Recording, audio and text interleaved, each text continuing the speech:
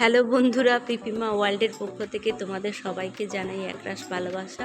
আর আজকের এই গরমের দিনে বুঝতেই পারছো ভীষণ গরম পড়েছে। আর আমি ভাবলাম ছোটোবেলায় এই নতুন রেসিপিটা খেয়েছিলাম, বেগুন আর তেঁতুলের ভর্তা। তো ভাবলাম আজকে কি করি তো খেয়েই ফেলি তৈরি করে। তো সেই জন্য ঘরে একটা বেগুন ছিল, আর সেই বেগুনটা নিয়ে বসে পড়েছি। তেঁতুল, কাঁচা লঙ্কা এগুলো সব রেডি করে নিয়েছি। আর এই বেগুনটাকে আমি কাটবো, বেগুনটা কেটে আর এর মধ্যে সমস্ত দানাগুলো, মধ্যকার দানাগুলো মানে বার করে দেব। আর দেখো এই ছুরিটা নিয়েছি, ছুরিটা দিয়ে পরে বেগুনটাকে কেটে নিয়েছি। আর এই বেগুনের যে অংশটা কেটে নিয়েছি সেটা আমি রেখে দেব। আর দেওয়ার পর বেগুনের ভেতরে যত শাঁস আছে, শাঁসটা আমি ভালো করে এই ছুরির খোলা দিয়ে বার করে নিচ্ছি।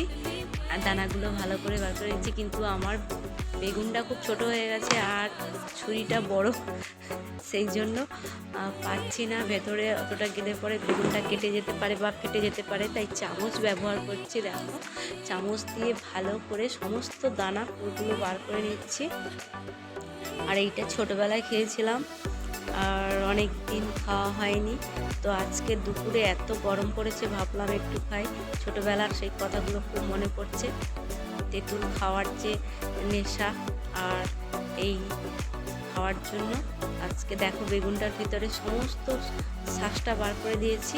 এবার কতটা দেখো ভেতরে ঢুকে গেছে। তো আমি এবার চেষ্টা করছি এগুলো মাখিয়ে নেব। তেঁতুল, লঙ্কা আর এর সঙ্গে লবণ স্বাদ মতো এবং চিনি এবং দেব, দিয়ে ভালো করে মাখিয়ে নেব। আর তোমরা কে কে এই চাটটা খেয়েছো জানি না, নিশ্চয়ই তোমরা ছোটোবেলায় খেয়েছো। আর যদি খেয়ে থাকো তো কেমন লাগছে আমার এই ভিডিওটা সেটা অবশ্যই কমেন্ট করে জানিও। আর আমি এখানে দেখো 6-7টা কাঁচা লঙ্কা নিয়েছি এবং ভালো করে মাখাচ্ছি। দেখো লঙ্কাগুলো এতটাই শক্ত শক্ত লাগছে, তো ভালো করে মাখিয়ে নিচ্ছি। নিয়ে পরে তেঁতুল আর লবণ আর কাঁচা লঙ্কা, একটু লবণের সঙ্গে এবং চিনিও দেবো এর সঙ্গে। চিনি দিলে পরে একটু মিষ্টি মিষ্টি ভাব থাকবে, তাহলে টক ঝাল মিষ্টি সবটাই হবে। আমি ভালো করে দেখো লঙ্কাগুলো মাখিয়ে নিয়েছি, এর সঙ্গে চিনিও দিচ্ছি, চিনি 2 চামচের মতো দিয়ে ভালো করে মাখাতে থাকছি। আর আমার তো এটা তো মাখাচ্ছি যখন তখন জিভে জল আসছে। নিশ্চয়ই ছোটোবেলায় তোমাদেরও, আর যে কোনো টক জিনিস মাখালে পরে সবারই জিভে জল আসে। আর আমার তো এখনই মনে হচ্ছে একটু খেয়ে ফেলি। তবে এর মধ্যে আরও অনেক কিছুই চাট মশলা টশলা দিয়ে এবং যদি বিট লবণ টবণ দেওয়া যায় তা আরও খুব সুন্দর হবে। তো আমার হাতের কাছে যা ছিল তাই দিয়েই করেছি এবং সরষের তেল অল্প দিয়েছি। আর সেটা ভালো করে মাখাচ্ছি। এটা শক্ত একটু লাগছে, তো এর জন্য আমি ভাবছি একটু জল যদি অ্যাড করা যায় তাহলে খুব সুন্দর হবে। তো আমি 2 চামচ জল নেব। আর এই জলটা দিলে পরে একটু নরম নরম ভাব হবে, আর সেটা বেগুনের ওই মধ্যেকার ঢোকাতে খুব সুবিধা হবে। সেই জন্য আমি চেষ্টা করছি। দেখো ভালো করে মাখিয়ে ফেলেছি, এটা ভালো করে মাখাতে হবে।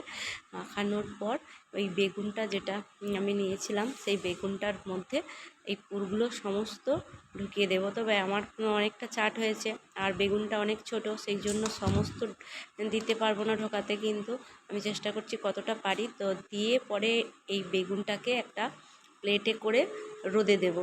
আর রোদে দেওয়ার পর বারবার ধরে নাড়াচাড়া করে রাখবো, কারণ বেগুনটা যেন ভালো করে সিদ্ধ হয়ে যায়, একদম সিদ্ধ হয়ে যাবে। আর সেটা দেখো আমরা এবার এই চাপাটা দিয়ে লাগিয়ে রোদে শুকোতে দিচ্ছি একটা প্লেটে করে। আর দেওয়ার পর বারবার ঘুরিয়ে ফিরিয়ে রাখবো, কারণ ওই রোদের এতে একদম সিদ্ধ হয়ে যাবে বেগুনটা। আর এটা হয়ে যাওয়ার পরেই কিন্তু খেতে খুব সুন্দর লাগবে। আর এটা কেটে আমরা 2-3 জন মিলে ভাগ করে খেয়েছি। আমার ভাগে দেখো এটা পড়েছে। তো তোমরাও যদি পারো এরকম খেয়ে দেখো, অবশ্যই ভালো লাগবে। আর কেমন লাগছে আমার ভিডিওগুলো তা কমেন্ট করে জানিও। যারা যারা নতুন আছো